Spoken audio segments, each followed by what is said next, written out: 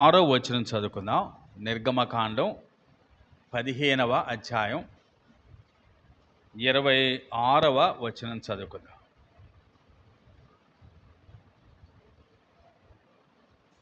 నిర్గమ 15:26.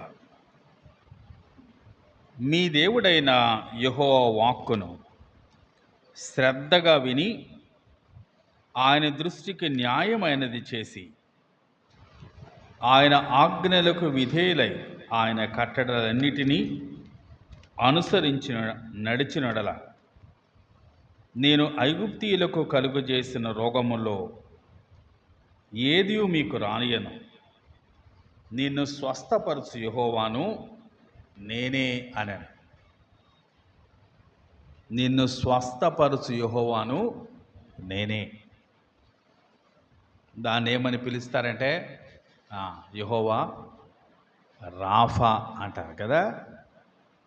స్వస్థపరచు యెహోవా అనే అర్థం ఇచ్చే పేరు దేవునికి ఉంది. ఇక్కడున్న సందర్భం మనం జ్ఞాపకం చేసుకుంటే నిర్గమకాండం 15వ అధ్యాయం మోషే ఒక స్తుతి కీర్తన పాడాడు. ఈ అధ్యాయంలో ఎందుకు స్తుతి చెల్లించాల్సి వచ్చిందో మనందరూ తెలుసు. దేవుడు ఆశ్చర్యంగా ఇశ్రాయేలీని ఐగుప్తు బానిసత్వం నుంచి విడిపించాడు.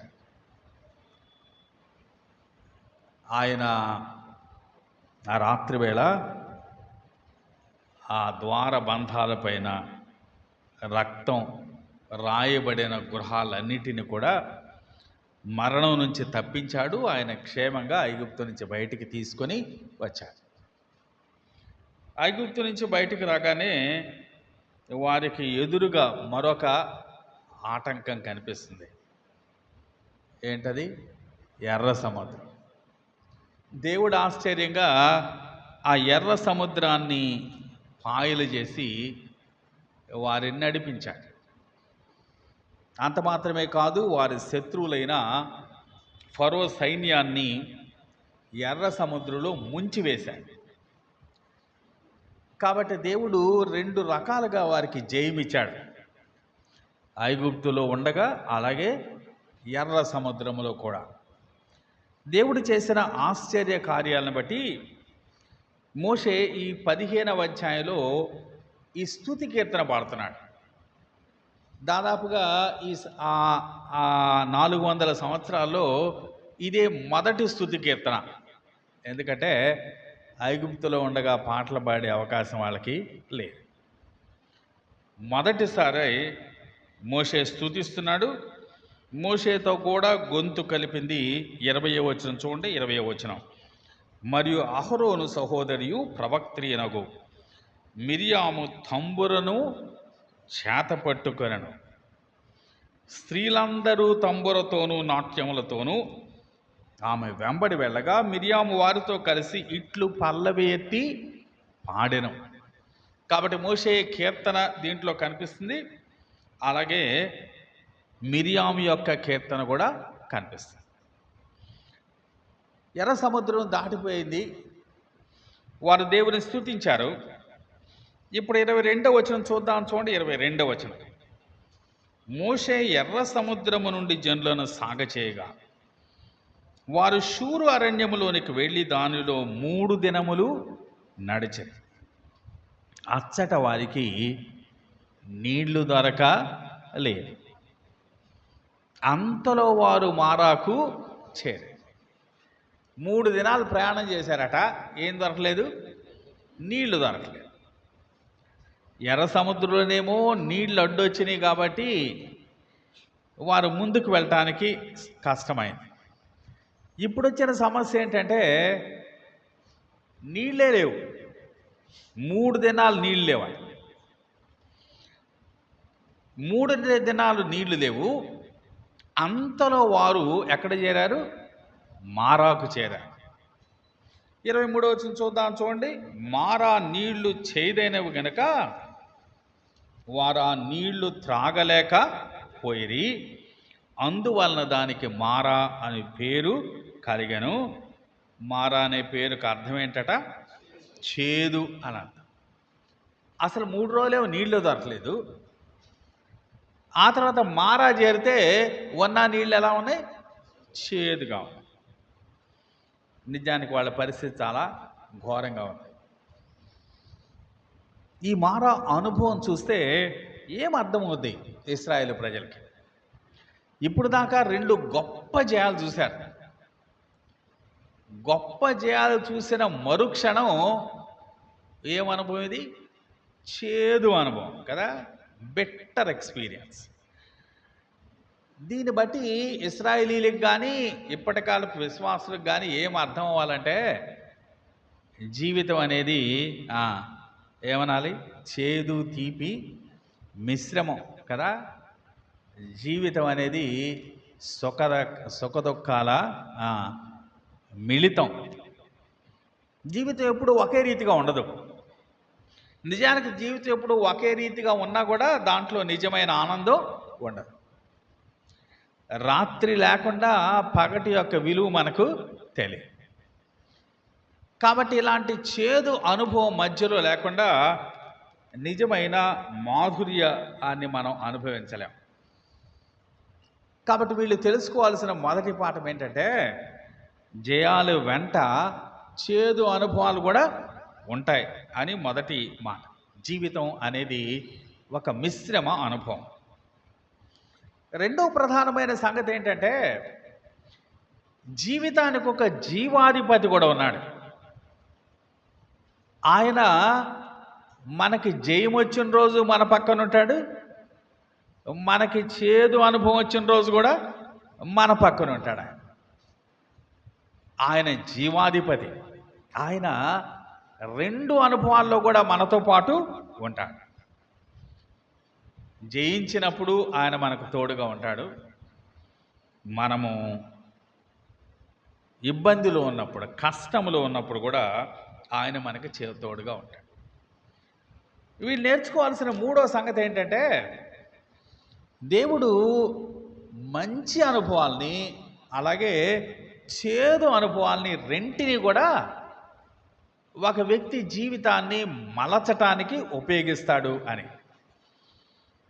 అంటే మన జీవితంలో వచ్చే మంచి అనుభవాలు మనల్ని చక్కటి షేప్లోకి మనల్ని మారుస్తాయి. అలాగే మన జీవితంలో వచ్చేటువంటి చేదు అనుభవాలు కూడా మనల్ని షేప్ చేస్తాయి, మనల్ని మౌల్డ్ చేస్తాయి. కాబట్టి మన జీవితం అది మౌల్డ్ చేయబడాలంటే 2 అనుభవాలు కూడా ముఖ్యం అని అర్థం చేసుకోవాలి. అలాగే వారు అర్థం చేసుకోవాల్సిన మరో విషయం ఏంటంటే, వారు ఇన్నిసార్లు దేవుడు ఐగుప్తు నుంచి బయటికి తీసుకొని వచ్చిన, ఎర్ర సముద్రం నుంచి నడిపించిన వారు మళ్ళా చేదు అనుభవం రాగానే చాలా ఆయాసపడిపోతున్నారు. అంటే వారికి నిజమైన తృప్తి వారికి లేదు. దేవుడు ఇంతకుముందు 2 అనుభవాల్లో దేవుడు మనకు తోడున్నాడు, దీంట్లో కూడా తోడుంటాడు అని వారికి నిజమైన తృప్తి వారికి లేదు అని దీంట్లో కనిపిస్తాం. అంటే మరొక రీతిగా చెప్పాలంటే, వారు కేవలం వెలుచూపు వలన మాత్రమే ఆయనను వెంబడిస్తున్నారు. అంటే walking by sight, not by faith. కళ్ళతో చూసే వాటి ఆధారంగానే ప్రభువుని వెంబడిస్తున్నారు, కానీ వారి విశ్వాసంతో వెంబడించట్లేదు. ఇప్పటి కాలపు విశ్వాసులైన మనకు కూడా ఈ పాఠాలన్నీ కూడా దేవుడు తెలియజేస్తూ ఉన్నాడు. మన జీవితం కూడా రెంటి మిశ్రమే. మన జీవితానికి కూడా ఒక జీవాధిపతి ఉన్నాడు. మన జీవితాన్ని మలచటానికి ఆయన 2 అనుభవాలు ఉపయోగిస్తాడు. అలాగే మనం కూడా చాలాసార్లు వారిలాగానే అసంతృప్తితో ఉన్నాం. సుఖం వచ్చినప్పుడు సంతోషిస్తున్నాం, కష్టం రాగానే ఆయాసపడుతున్నాం. ఒక రీతిగా మనం కూడా విశ్వాసం ద్వారా కాకుండా వెలిచూపు వల్ల నడుస్తూ ఉన్నాం. కాబట్టి ఈ మాటలన్నీ కూడా ఆ దినాల్లో ఇశ్రాయేలీయులకి ఎంత వాస్తవమో ఈ దినాల్లో ప్రభువుని నమ్మిన బిడ్డలకు కూడా అంతే వాస్తవం అని మనం అర్థం చేసుకోవాలి. మంచి దేవుడు ఇక్కడ మోషే ద్వారా ఒక అద్భుతాన్ని జరిగించాడు. ఏం చేశాడట మోషే? అక్కడ ఒక చెట్టు చూశాడట, ఆ చెట్టు నీళ్లలో వేశాడట. అప్పుడు నీళ్ళు ఏమైపోయినాయి? మధురంగా మారిపోయాయి. ఇలాంటి సంభవం మరొకసారి కూడా జరిగింది మనకు తెలిసి ఎలీషా కాలంలో. 2వ రాసులు 2వ అధ్యాయం 19 నుంచి 22వ వచనం వరకు చూస్తే అక్కడ కూడా ప్రజలు ఎలీషా దగ్గరికి వచ్చి, అయ్యా చోటు రమ్యంగా ఉంది కానీ నీళ్లు మాత్రం చేదుగా ఉన్నాయి అన్నారు. అప్పుడు ఎలీషా అన్నాడు, పాత్రలో ఉప్పు తీసుకొని రండి అన్నాడు. ఆ ఉప్పును నీళ్ళలో కలిపితే ఆ నీళ్లు మధురంగా మారాయి. ఇక్కడ కూడా దేవుడు అద్భుతాన్ని జరిగించాడు. అద్భుతాన్ని జరిగించిన వారికి హెచ్చరిక ఇస్తున్నాడు. ఆ హెచ్చరిక ఇప్పుడు మన 26వ వచనంలో చదువుకున్నాం. ఏంటది చూడండి హెచ్చరిక. మీ దేవుడైన యెహోవా వాక్కును శ్రద్ధగా విని ఆయన దృష్టికి న్యాయమైనది చేసి ఆయన ఆజ్ఞలకు విధేయులై ఆయన కట్టడలన్నిటినీ అనుసరించి నడిచినడలా నేను ఐగుప్తీయులకు కలుగు చేసిన రోగములో ఏది మీకు రానియను. నిన్ను స్వస్థపరచు యెహోవాను నేనే యెహోవా రాఫా అంటున్నాడు.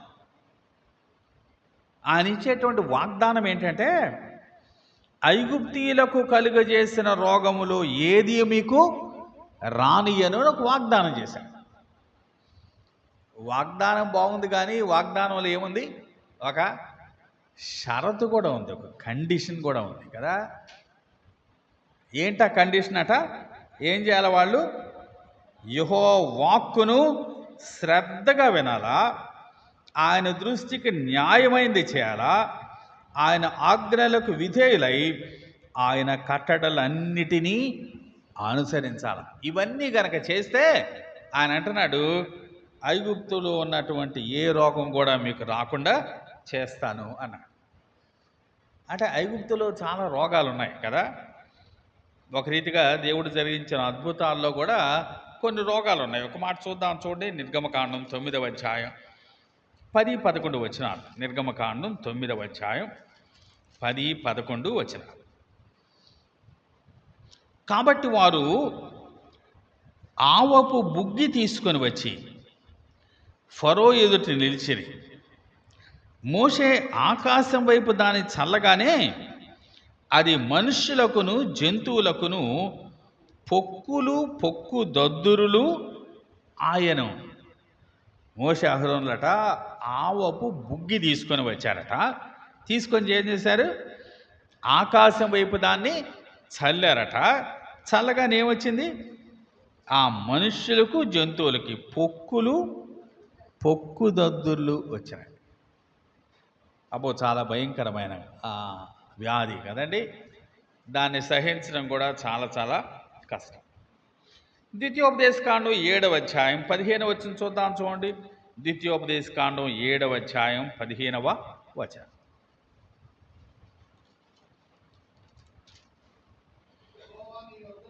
యెహోవా మీ వద్ద నుండి సర్వరోగములను తొలగించి నీవెరిగి ఉన్న ఐగుప్తులోని కఠినమైన క్షయవ్యాధులన్నిటినీ నీకు దూరపరిచి నిన్ను ద్వేషించు వారందరి మీదికే వాటిని పంపించును. ఇందాక మనం చెప్పుకున్న పొక్కులు దద్దుర్లు మాత్రమే కాదు, ఐగుప్తిలో ఇంకా ఎలాంటి రోగాలు ఉన్నాయో చెప్తున్నాడు. ఎలాంటి రోగం ఉందట? సర్వరోగాలు ఉన్నాయట. దాంతోపాటు ఏమంటున్నాడు? కఠినమైన క్షయ వ్యాధి. కఠినమైన క్షయ వ్యాధి. క్షయ అంటే టీబీ, ట్యూబర్క్యులోసిస్ అంటాం కదా. ఒక రీతిగా క్షయమైపోవటం అంటే ఏంటి? క్షీణించిపోవటం. కాబట్టి క్షీణింపజేసే రోగాలు చాలా ఉన్నాయి వాళ్ళకి. సర్వరోగాలు ఉన్నాయట. వాటన్నిటినీ నీకు దూరపరుస్తాను, నిన్ను ద్వేషించు వారందరికీ వాటిని పంపిస్తాను అంటున్నాడు. అలాగే ద్వితీయోపదేశకాండం 28వ అధ్యాయం 27వ వచనం కూడా చూద్దాం. ద్వితీయోపదేశకాండం 28వ అధ్యాయం 27వ వచనం. యెహోవా ఐగుప్తు పుంటి చేతను మూల వ్యాధి చేతను, కుష్టు చేతను, కుష్టు చేతను, గజ్జి చేతను గజ్జి చేతను బాధించును. నిన్ను బాధించును. నీవు వాటిని పోగొట్టుకొన జాలవు. ఇక్కడ ఒక జాబితా ఇచ్చాడు కదండి. ఏంటట ఆ జాబితా? ఐగుప్తు పుంటి చేతను, అంటే ఐగుప్తు పుండు అంటే మానని పుండు అనమాట. ఐగుప్తు పుంటి చేతను, మూల వ్యాధి చేతను, అలాగే కుష్టు చేతను, గజ్జి చేతను నిన్ను బాధించును. నీవు వాటిని పోగొట్టుకొన జాలకుందువు. ఎప్పుడంటే ఇవన్నీ వచ్చేది? 15వ వచనం చూద్దామా? 15వ వచనం.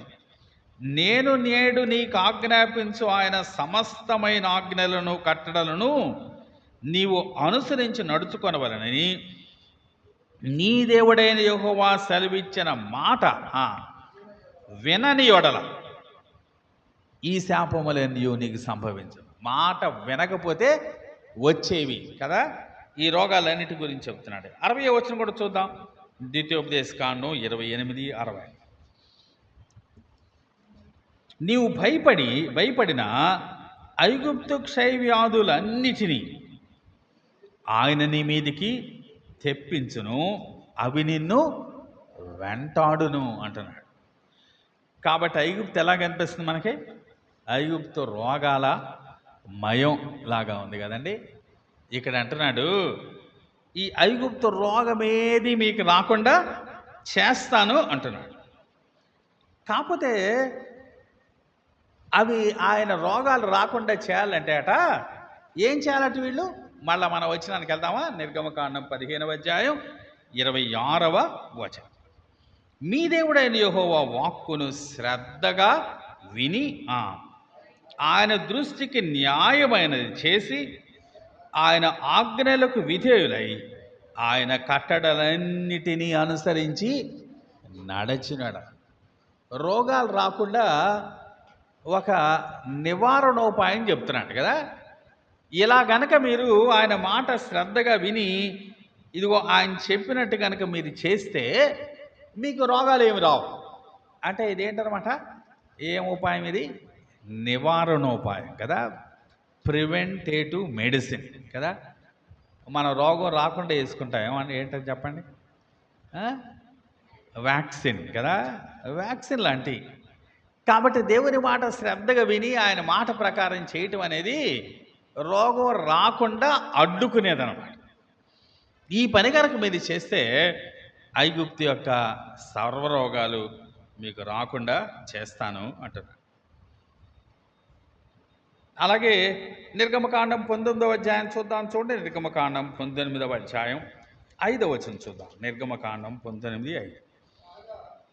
కాగా మీరు నా మాట శ్రద్ధగా విని నా నిబంధనను అనుసరించి నడచిన యెడల మీరు సమస్త దేశ జనుల్లో నాకు స్వకీయ సంపాద్యమగుదురు అంటున్నాడు. మీరు నా మాట విని మీరు నడిచిన యెడల మీరు నాకు స్వకీయ సంపాద్యం అవుతారు అంటున్నాడు. 8వ వచనం కూడా చూద్దాం. 8వ వచనం. అందుకు ప్రజలందరూ యెహోవా చెప్పినదంతయు చేసేదమని ఏకముగా ప్రత్యుత్తరం ఇచ్చిరి. ఏమన్నారు? యెహోవా చెప్పిందంతా మేము చేస్తాం అని ఏకంగా ప్రత్యుత్తరం ఇచ్చారు. చాలా మంచి ప్రత్యుత్తరం, మంచి తీర్మానం. ఆ తీర్మానాన్ని వారు నిలబెట్టుకున్నారో లేదో మనకు తెలుసు కదా. కానీ వారు చేసిన తీర్మానం మాత్రం చాలా మంచి తీర్మానం. ఇవి రాకుండా ఉండటానికి ఓ నివారణోపాయం చెప్పాడు. కానీ ఇశ్రాయేలు ప్రజలు మేము నువ్వు చెప్పిందల్లా చేస్తామయ్యా అన్నారు, కానీ వారు చేయలేదు. కాబట్టి ఇప్పుడు ఏం కావాలి? ఇక నివారణ పనికిరాదు. జరగాల్సిన ఘోరం జరిగిపోయింది. ఇప్పుడు ఏం కావాలా? దానికి క్యూర్ కావాలి కదా, అంటే మందు కావాలా. అందుకని దేవుడు వారికి ఈ కష్టం నుంచి, ఇబ్బంది నుంచి తప్పించడానికి దేవుడు క్యూర్ కూడా ఇచ్చాడు. అంటే దేవుడు స్వస్థత కూడా ఇచ్చాడు. ఆయన స్వస్థపరిచే దేవుడు. యెహోవా రాఫా అని ఆయనకి పేరు. 103వ కీర్తన 3వ వచనం చూద్దాం. చూడండి, 103వ కీర్తన 3వ వచనం.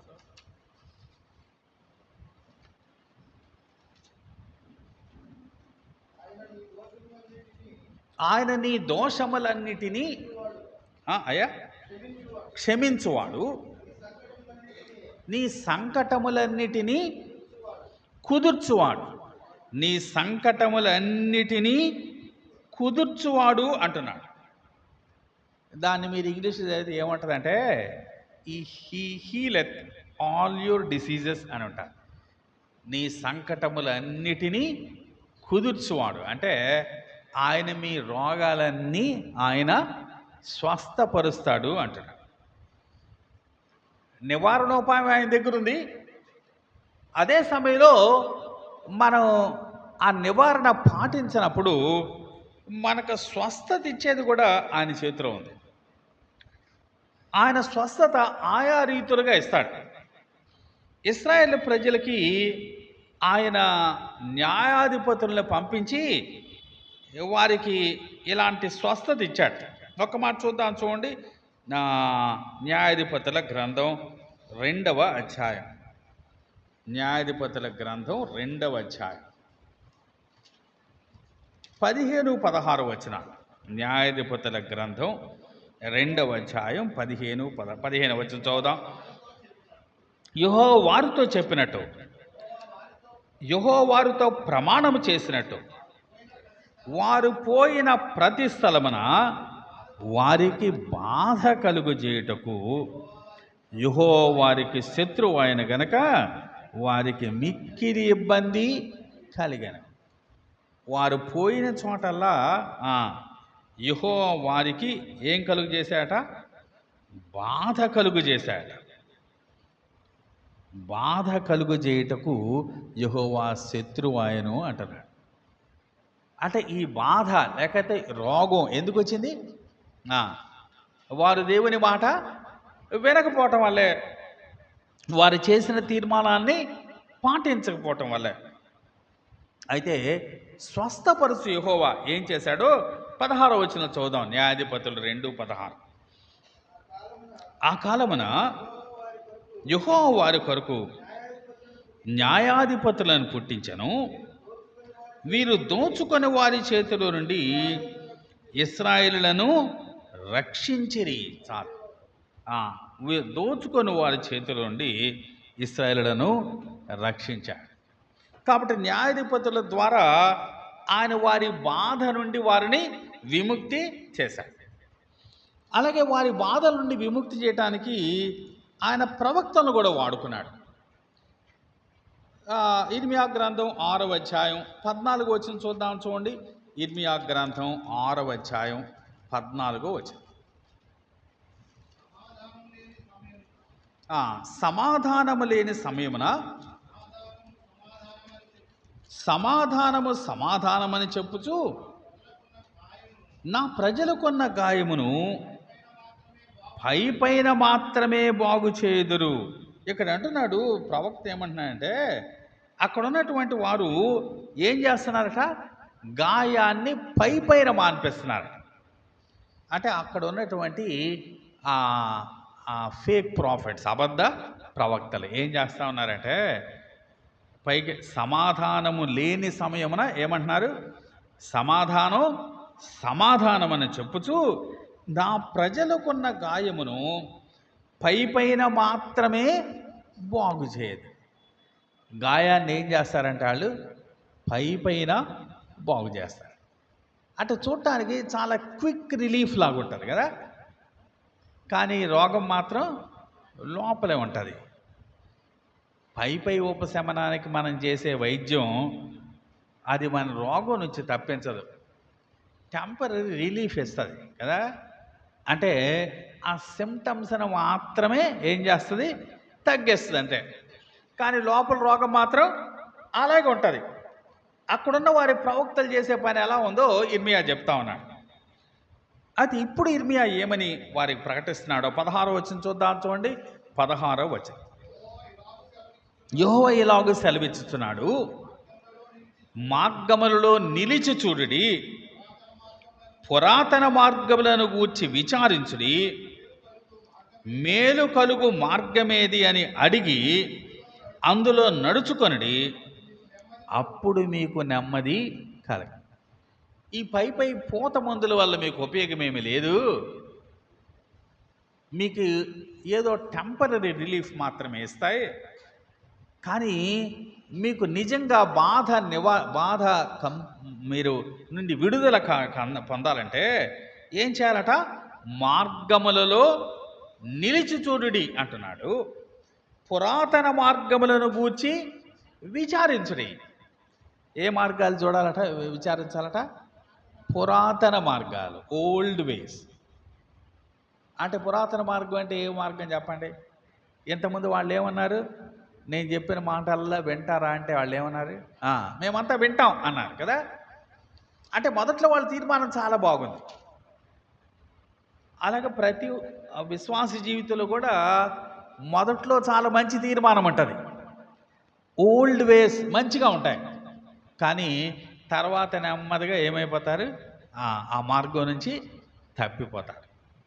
దానికి ఉదాహరణకు ఒక రాసుని మనం చూద్దాం. చూడండి, 2వ రాసుల గ్రంథం 14వ అధ్యాయం 11వ వచనం. 2వ రాసుల గ్రంథం 14వ అధ్యాయం 2వ దినవృత్తాంతాల గ్రంథం 14వ అధ్యాయం 11వ వచనం.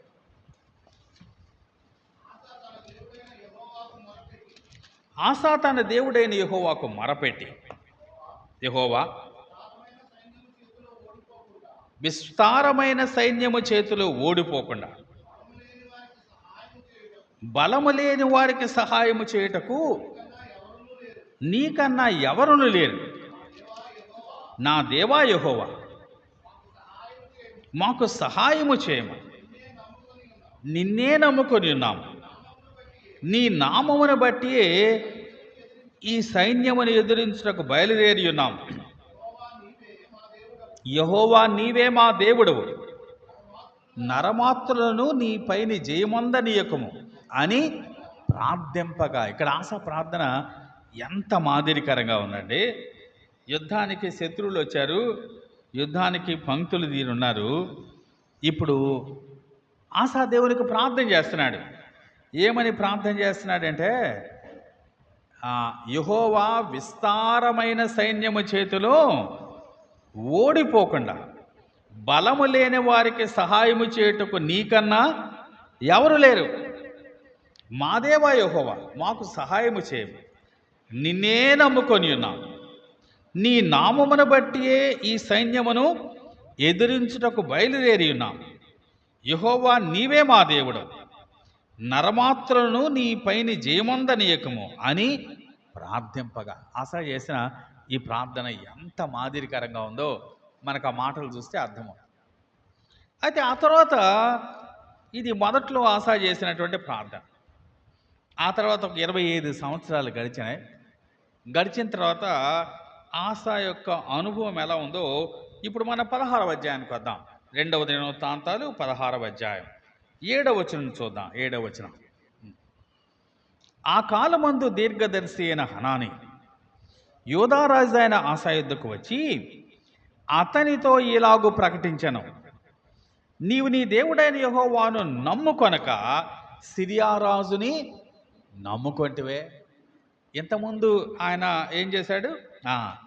నిన్నే నమ్ముకొని ఉన్నాను అని దేవునితో అన్నాడు. ఇప్పుడు ఎవరు నమ్ముకున్నాడట? సిరియా రాజుని నమ్ముకున్నాడు. 25 సంవత్సరాల క్రితమేమో నిన్నే నమ్ముకున్నానని దేవునితో అన్నాడు. ఇప్పుడు ఏమంటున్నాడంటే, ఇప్పుడు దీర్ఘదర్శి అయిన హనాని వచ్చి అంటున్నాడు, యెహోవాను నమ్ముకొనక నీవు సిరియా రాజును నమ్ముకుంటావు. సిరియా రాజు యొక్క సైన్యము నీ వశము నుండి తప్పించుకొని పోయిన బహు విస్తారమైన రథములను గుర్రపు రౌతులను గల కూషీలను లూబీలను గొప్ప దండై వచ్చిరు కదా. అయినను నీవు యెహోవాను నమ్ముకొనున్నందున ఆయన వారిని నీ చేతికి అప్పగించాను. తన యొడల యథార్థ హృదయము గల వారిని బలపరచుటకై యెహోవా కనుదృష్టి లోకమంద అంతటా సంచారము చేయుచున్నది. ఈ విషయమందు నీవు మతి తప్పి ప్రవర్తించితివి గనుక ఇది మొదలుకొని నీకు యుద్ధములే కలుగును. ఇంతకుముందు దేవుని ఆశ్రయించావయ్యా, గొప్ప జయాలు పొందావు. ఇప్పుడేమో సిరియా రాజుని ఆశ్రయించావు నువ్వు. ఇప్పుడు ప్రవక్త ఏమంటున్నాడంటే, ఇది మొదలుకొని నీకేం కలిగితే అన్ని యుద్ధాలే అంటున్నాడు. అంటే అన్ని శ్రమలే నీకుంటాయి అంటున్నాడు. ఆ మాట అన్నందుకు రాజైన ఆసాకు చాలా కోపం వచ్చింది. అందుకని ఏం చేశాడు తెలుసా? ఆయన్ని బందీ గృహములో వేశాడట. దీర్ఘదర్శి అయిన హనానీని బందీ గృహంలో వేశాడు. అంటే రాజునైన నాకు నువ్వు ఎదురు చెప్తావా అని ప్రవక్తను తీసుకెళ్ళి జైల్లో వేశాడు. ఈయన ప్రవక్తను తీసుకెళ్ళి జైల్లో వేశాడు. ఇంకా మిగిలిన వారిని కూడా బాధపరిచాడట. 10వ వచనం చూస్తే, ఆ సమయం అందే ఆసా జనుల్లో కొందరిని బాధపరిచను. ఇప్పుడు ఆసాకు ఏమైందో 12వ వచనం చూద్దాం. ఆసా తన ఏలుబడి యందు 39వ సంవత్సరమున పాదములో జబ్బు పుట్టి తాను బహుబాధపడినను దాని విషయములో అతడు యెహోవా యొద్ద విచారణ చేయక వైద్యులను పట్టుకొనెను. ఆసా తన పితరులతో కూడా నిద్రించాడు కదా. తనకు భయంకరమైన రోగం వచ్చింది. అప్పుడు ఏం చేయలేకపోయాడు? యెహోవా యొద్ద విచారణ చేయలేకపోయాడు. ఎవరు నమ్ముకున్నాడు? యుద్ధానికి ఏమో సిరియా రాజును నమ్ముకున్నాడు. రోగానికి ఎవరు నమ్ముకున్నాడు? డాక్టర్లను, వైద్యుల్ని నమ్ముకున్నాడు. తర్వాత ఏమైపోయాడు? చనిపోయాడు. 25 సంవత్సరాల క్రితం ఎలా ఉన్నాడు? యెహోవా నిన్నే నేను నమ్ముకొని ఉన్నాను అంటున్నాడు. అదే మాట ఇప్పుడు మనం చూసాం కదా. ఆయన నో యువర్ ఓల్డ్ వేస్ అంటున్నాడు కదా. వెళ్దామా ఇర్మియా గ్రంథానికి? ఇర్మియా గ్రంథం 6వ అధ్యాయం 16వ వచనం. యెహోవా ఇలాగు సెలవిచ్చున్నాడు, మార్గములలో నిలిచి చూడుడి, పురాతన మార్గమును గూర్చి విచారించుడి, మేలు కలుగు మార్గమేది అని అడిగి అందులో నడుచుకొనడి. ఆ మాట గమనించారు కదా. పురాతన మార్గములను గూర్చి విచారించుడి. నో ది ఓల్డ్ వేస్ అంటున్నాడు. ఒకప్పుడు మీరు ఎలాంటి విశ్వాసం కలిగి ఉన్నారో, ఒకప్పుడు మీరు ఎలాగో ఆరోగ్యవంతంగా ఉన్నారో ఆ మార్గాలను చూడండి అంటున్నాడు. ప్రవక్తల ద్వారా దేవుడు హెచ్చరిస్తున్నాడు, ఆ బాధల్లో నుండి వారు తప్పించబడ్డారు. అయితే వాళ్ళు ఏమన్నారో చూద్దామా? ఇర్మియా గ్రంథం 6వ అధ్యాయం 18వ వచనం. ఇర్మియా గ్రంథం 6వ అధ్యాయం. అయితే మేము వినమని వారు అనుచున్నారు. చాలు. ఏమంటున్నారు? మేము వినం అంటున్నారు కదండి. అబ్బో, ఎంత ఖచ్చితంగా చెప్పారు. మేము వినమని వారు అనుచున్నారు. దేవుని మాట వింటే మీకు స్వస్థత దొరుకుతాయి అంటే వాళ్ళు ఏమంటున్నారు? మేము వినం అంటున్నారు. ఒకప్పుడు ఏమన్నారు? మేము వింటాం, చేస్తాం అన్నారు. ఇప్పుడు అంటున్నారు మేము వినం అంటున్నారు. వారు అలా అన్నారు కాబట్టే దేవుడు వారిని ఎక్కడ పంపిస్తున్నాడు? 70 సంవత్సరాల చెరకు పంపిస్తున్నాడు. 7వ అధ్యాయం 1వ వచనం చూద్దాం. 7వ అధ్యాయం 1వ వచనం. యెహోవా యొద్ద నుండి ఇర్మియాకు ప్రత్యక్షమైన వాక్కు, నీవు యెహోవా మందిర ద్వారమున నిలువబడి ఈ మాట అచ్చటనే ప్రకటింపము, యెహోవాకు నమస్కారము చేయుటకై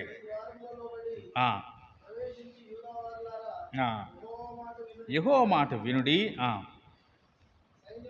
అదొక 3వ వచనం చదువుదాం.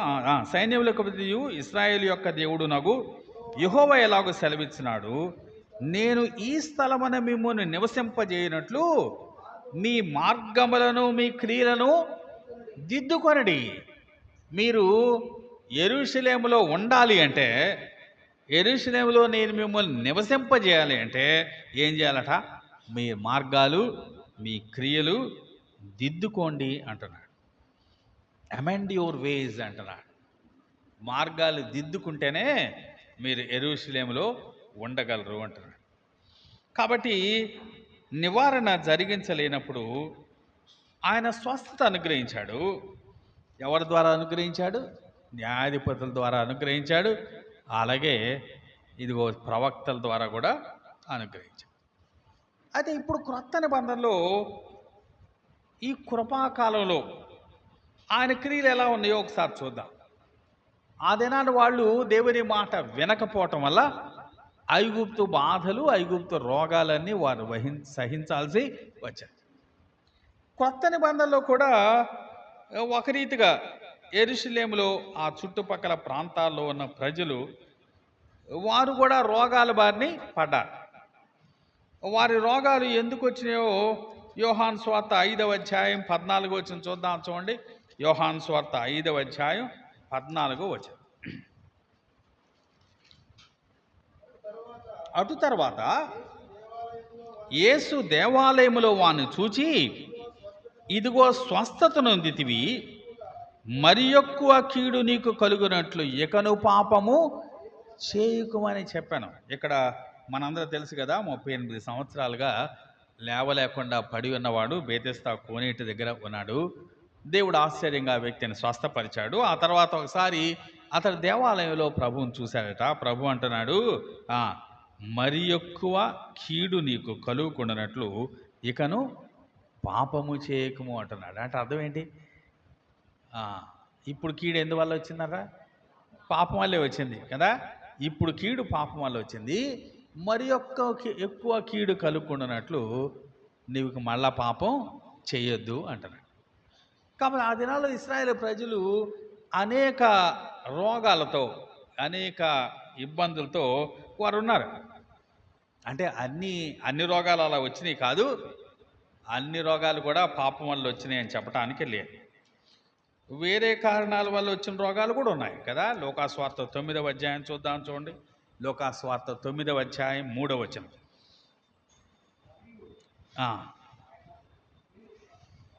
9:3 యేసు వీడైనను వీని కన్నవారైనను పాపము చేయలేదు, కానీ దేవుని క్రియలు వీని యందు ప్రత్యక్షపరచబడుటకే వీడు గ్రుడ్డివాడుగా పుట్టాను. ఎందుకు గ్రుడ్డివాడుగా పుట్టాట? వాడు పాపం చేసిన దాన్ని బట్ట, వాడి తల్లిదండ్రులు పాపం చేసిన దాన్ని బట్ట? రెండు కాదన్నాడు. ఎందుకట? దేవుని క్రియలు వీని యందు ప్రత్యక్షపరచబడటానికి. యోహాను సువార్త 11వ అధ్యాయం చూడండి. 11వ అధ్యాయం 4వ వచనం. ఇక్కడ వ్యాధి బారిన పడింది లాజరు. ఇక్కడ ప్రభు ఏమన్నాడు చూద్దాం. యోహాను 11:4. యేసు అది విని, ఈ వ్యాధి మరణము కొరకు వచ్చినది కాదు, కానీ దేవుని కుమారుడు దాని వలన మహిమపరచబడినట్లు దేవుని మహిమ కొరకు వచ్చినది. ఎందుకు వచ్చిందట? దేవుని కుమారుడు వాని యందు మహిమపరచబడటకు. ఎందుకు వచ్చిందట? దేవుని మహిమ కొరకు వచ్చాడు. ఆయన క్రియలు ప్రత్యక్షం అవటానికి అతడు గుడ్డివాడుగా పుట్టాడు. దేవుని మహిమ ప్రత్యక్షం కావటానికి లాజరు వ్యాధిగ్రస్తుడు అయ్యాడు. కానీ ఎక్కువ మంది వారి పాపాన్ని బట్టి వారు కీడు అనుభవించారు అని యోహాను 5 ప్రకారం మనం చూస్తాం. మరి అలాంటి రోగాల నుంచి కూడా మన ప్రభువు స్వస్థత జరిగించాడు కదా.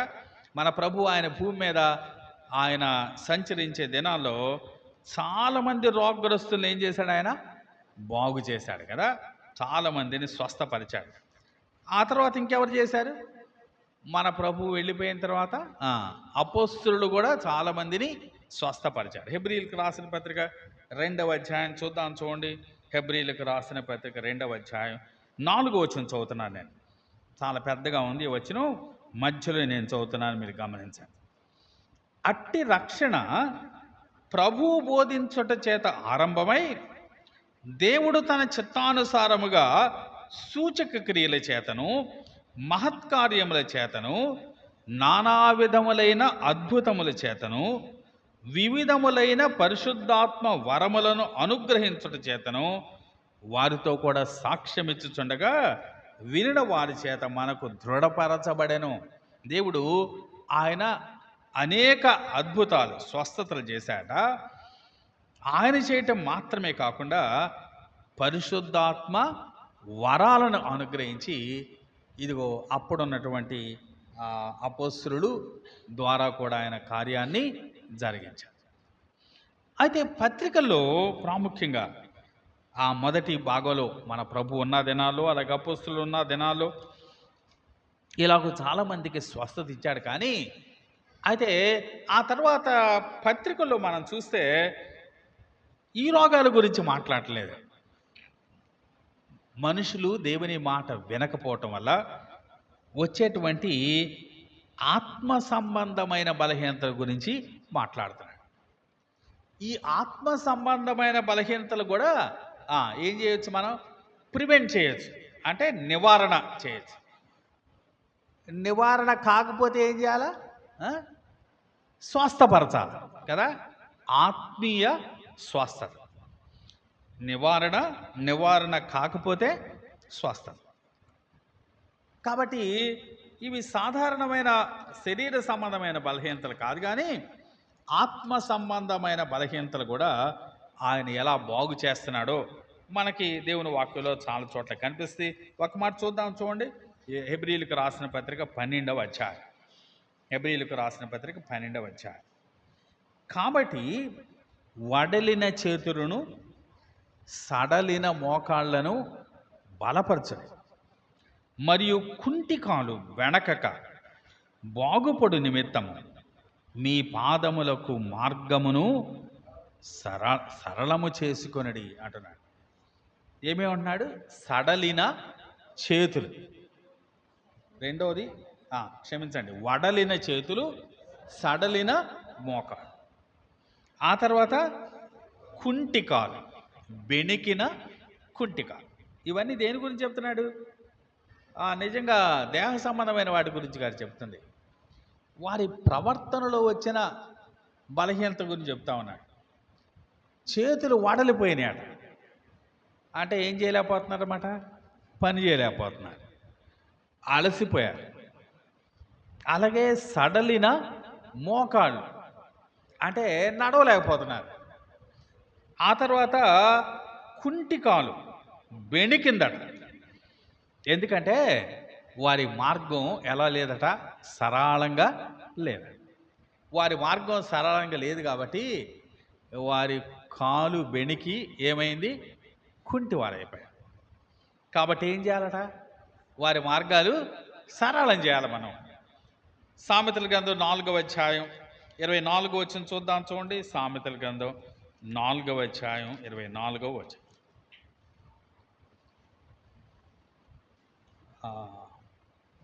లేక 26వ వచనం చూద్దాం. సామెతల గ్రంథం 4వ అధ్యాయం 25 నుంచి చూద్దాం, చూడండి. 25.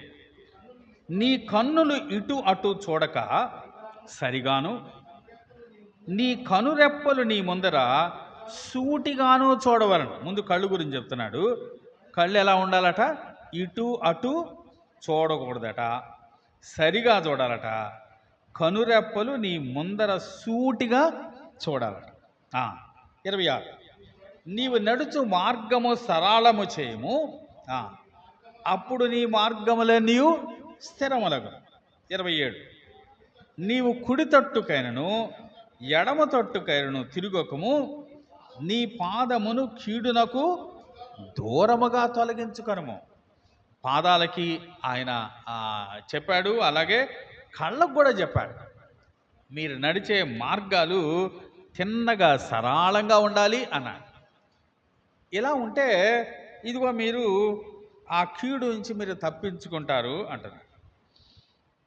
కాబట్టి ఆత్మ సంబంధమైన దౌర్బల్యం, దాని నుంచి తప్పించుకోవాలంటే ముందుగా ఏం చేయాలి, దానికి కూడా నివారణ అవసరం. నివారణ ఎలా చేయగలం? ఆయన మాటలు వినటమే కదా, ఆయన మాటలు వినటమే నివారణ. తిమోతితో అన్నాడు కదా, సరిదిద్దుటకు తప్పుదిద్దుటకు నీవు సిద్ధంగా ఉండు అని. హెబ్రీ 2 తిమోతి 2:14 అన్నాడు కదా. సరే, వచ్చిన అవసరం లేదు, కానీ ఒక మాట చూద్దాం, చూడండి. పేతురు రాసిన 2వ పత్రిక 1వ అధ్యాయం 5వ వచనం చూద్దాం. పేతురు రాసిన 2వ పత్రిక 1వ అధ్యాయం 5వ వచనం. ఆ హేతువు చేతనే మీ మట్టుకు మీరు పూర్ణ జాగ్రత్త గలవారై మీ విశ్వాసమునందు సద్గుణమును, సద్గుణమునందు జ్ఞానమును, జ్ఞానమునందు ఆశా నిగ్రహమును, ఆశా నిగ్రహమునందు సహనమును, సహనమునందు భక్తిని, భక్తి యందు సహోదర ప్రేమను, సహోదర ప్రేమయందు దయను అమర్చుకోండి. విశ్వాసంలో ఎన్ని అమర్చుకోమంటున్నాడు? 7 విషయాలు అమర్చుకోమంటున్నాడు. అలా గనక మీరు అమర్చుకుంటే మీరు ఎలా ఉంటారు అని చెప్తున్నాడు. చూడండి 9వ వచనం చూద్దాం. ఇవి ఎవనికి లేకపోనో వాడు తన పూర్వపాపములకు శుద్ధి కలిగిన సంగతి మరచిపోయి గుడ్డివాడును, దూరదృష్టి లేని వాడును అగును. మీరు గనక విశ్వాసంలో 7 సంగతులు గనక అమర్చుకోకపోతే ఏమవుతారంట? గుడ్డివారు, దూరదృష్టి గలవారు.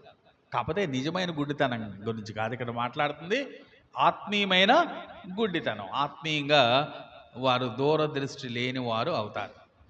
కాబట్టి దానికి ప్రివెన్షన్ ఏంటంటే, నివారణ ఏంటంటే, మనం ఆత్మీయంగా గుడ్డివారం కాకుండా ఉండాలంటే ఏం చేయాలట? మన విశ్వాసంలో ఎన్ని అమర్చాలట? 7 అమర్చాలి కదా. విశ్వాసమందు సద్గుణమును, సద్గుణమునందు జ్ఞానమును, జ్ఞానమునందు ఆశానిగ్రహమును, ఆశానిగ్రహమునందు సహనమును, సహనమునందు భక్తిని, భక్తి యందు సహోదర ప్రేమను, సహోదర ప్రేమ యందు దయను అమర్చుకోవాలి. కాబట్టి ఇలా గనక మన విశ్వాసంలో ఇవన్నీ కూడా అమర్చుకోగలిగితే మనం గుడ్డివారం కాకుండా ఉంటాం అంటున్నాడు. కాబట్టి మనం అలాంటి ఆత్మీయమైన రోగం నుంచి తప్పించుకోవాలంటే మనం ఖచ్చితంగా మన విశ్వాసంలో ఇవన్నీ కూడా అమర్చుకోవాలి అంటున్నాడు. ఒకవేళ అమర్చుకోలేకపోయామనుకోండి, మనం ఆత్మీయంగా గుడ్డివారం, ఇందాక హెబ్రీ 12 ప్రకారం ఆత్మీయంగా కుంటివాళ్ళం, ఆత్మీయంగా కాలు బెణికిన వాళ్ళం, ఆత్మీయంగా వడిలిపోయిన వాళ్ళం అలా అయిపోతే ఇప్పుడు మరి చికిత్స ఎలా చేయాలా? ఏం చేస్తాడు ఆయన? ఎలా చికిత్స చేస్తాడు? హెబ్రీ 12వ అధ్యాయం మళ్ళీ చూద్దాం. చూడండి, హెబ్రీ 12 ఇందాకేం చదివాం మనం? 12:13 చదివాం కదా. 7వ వచనం చూద్దాం. 7వ వచనం, శిక్షాఫలం పొందుటకై మీరు సహించుతున్నారు, దేవుడు కుమారులుగా మిమ్మల్ని చూస్తున్నాడు. తండ్రి శిక్షింపని కుమారుడెవడు? కుమారులైన వారందరూ శిక్షలో పాలు పొందుతున్నారు. మీరు పొందని ఎడల దుర్బీజులే కానీ కుమారులు కారు. ఏం చేస్తున్నాట? ఇప్పుడు మన బాగు చేయటానికి మనల్ని శిక్షిస్తున్నాడు. కాబట్టి దేవుడిచ్చే ట్రీట్మెంట్ అన్నమాట శిక్ష అనేది. మనం గనక ఆయన మాట వినకుండా మన విశ్వాసంలో వాటిని అమర్చుకోకుండా మనం గుడ్డివారంగా, కుంటివారంగా, బెణికిన కాలున్న వారంగా మనం ఉంటే ఆయన ఏం చేస్తాట? మనలను శిక్షిస్తాడు. ఎందుకోసమట? 7వ వచనం మొదటి మాట ఏంటి? శిక్ష ఫలం. శిక్ష వల్ల ఏమొస్తుంది? ఫలం వస్తుంది. శిక్ష వల్ల ఒక కీడు రాదు. శిక్ష వల్ల ఏమొస్తుంది? ఫలం వస్తుంది. ఆ తర్వాత చివరిలో 11వ వచనం కూడా చూద్దాం. 11వ వచనం, మరియు ప్రస్తుతమందు సమస్త శిక్షయు దుఃఖకరముగా కనబడనే కానీ సంతోషకరముగా కనబడదు. అయినను దాని యందు అభ్యాసము చేసిన వారికి, అభ్యాసము కలిగిన వారికి అది నీతి అను సమాధానకరమైన ఫలమిచ్చును. దాని యందు అభ్యాసం కలిగిన వారికట ఏమిస్తుంది? నీతియు సమాధానకరమైన ఫలం వస్తుంది. కాబట్టి పాత నిబంధనలో ఆ ఐగుప్తు రోగాలన్నీ మీరు తప్పించుకోవాలంటే దేవుని మాట వినాలి అన్నాడు. రోగం నుంచి నివారణ ఎలా వస్తుంది? దేవుని మాట వింటే వస్తుంది. అలా మాట వినక ఆ బాధకు మీరు లోనైతే అప్పుడు దేవుడు స్వస్థపరుచు యెహోవా, ఆయన మీకు స్వస్థిస్తాడు. న్యాయాధిపతుల ద్వారా ఇచ్చాడు, తర్వాత ప్రవక్తల ద్వారా కూడా ఇచ్చాడు, వారిని స్వస్థపరిచాడు. క్రొత్త నిబంధనలో కూడా చాలామంది రోగగ్రస్తుని మన ప్రభువు స్వస్థపరిచాడు. అలాగే ఇదిగో ఆ అపోస్తులు కూడా స్వస్థపరిచారు. అయితే ఆ తర్వాత దినాల్లో మనుషులు చేసిన పాపాన్ని బట్టి వారు కేవలం శరీర సంబంధమైన రోగాలు కాదు కానీ ఆత్మీయంగా బలహీనులైపోయారు. ఆత్మీయంగా మనం బలహీనులుగా, ఆత్మీయంగా కుంటివారంగా, ఆత్మీయంగా గుడ్డి వాళ్ళంగా, ఆత్మీయంగా బలహీనులంగా మనం మారకుండా ఉండాలంటే మనకు నివారణ ఏంటట? మనం ఆయన మాట వినాలి, విశ్వాసములో ఆ 7 కూడా అమర్చుకోవాలి. అలా కాకుండా ఆయన మాట కనుక వినకపోతే చికిత్స కూడా ఉంది. ఎలాంటి చికిత్స అది? ఏం ట్రీట్మెంట్ అది? శిక్షతో ఇచ్చే ట్రీట్మెంట్ అనమాట కదా. మామూలు ట్రీట్మెంట్ కాదు అది, శిక్షతో ఇచ్చే ట్రీట్మెంట్. ఇశ్రాయేలు ప్రజలు కూడా ఆయన మాట వినలేదు కదా. ఏం ట్రీట్మెంట్ ఇచ్చాడు ఆయన? వారిని 70 సంవత్సరాలు చెరలో పంపించాడు కదా. ఇప్పటి కాలపు విశ్వాసులకు కూడా ఆయన ట్రీట్మెంట్లో భాగంగా ఏమిస్తాడట? శిక్షను పంపిస్తాడట. ఆ శిక్షకి ఏముంటుంది అంటున్నాడు? ఫలం ఉంటుంది. నీతి అను సమాధానకరమైన ఫలం ఉంటుంది అంటున్నాడు. మెట్టుకు నివారణ మార్గం ఉంది, అలాగే స్వస్థపడే మార్గం ఉంది. మన దేవుడు స్వస్థపరుచు యెహోవా. ఆయన యెహోవా రాఫా. అందరు బట్టి మనం దేవుని ఎంతైనా ఘనపరచాలి. దేవుడి మాటలు మన కొరకు దీవించును గాక. ప్రార్థన చేసుకుందాం. మా ప్రేమగల తండ్రి, ఈ మధ్యాహ్న కాలం మీరు మాకు అనుగ్రహించిన ఈ మంచి సమయాన్ని బట్టి మీకు వందనాలు. పాత నిబంధనలో ఇశ్రాయేలు ప్రజల యెడల మీరు జరిగించిన కార్యాలు, క్రొత్త నిబంధనలో మా యెడల మీ యొక్క ఆలోచనలు, మీ సంకల్పాలు మీ వాక్యం ద్వారా మేము తెలుసుకున్నాం. దేవ తండ్రి నాయన, వాక్యాన్ని వినుట మాత్రమే కాకుండా దాని ప్రకారం మేము ప్రవర్తించేవారుగా మేము ఉండగలిగినట్లు మీరే సహాయం చేయండి. చేరువచ్చిన ఒక్కొక్కరిని మీరే దీవించమని, మీ దీవెనలతో పంపించమని మా ప్రభువును మా ప్రియరక్షుడైన యేసుక్రీస్తు నామమున వేడుకొని ప్రార్థిస్తున్నాను తండ్రి. ఆమేన్. మంచిది. అందరికి వందనాలు. ఒకరికొకరు వందనాలు చెప్పుకోండి.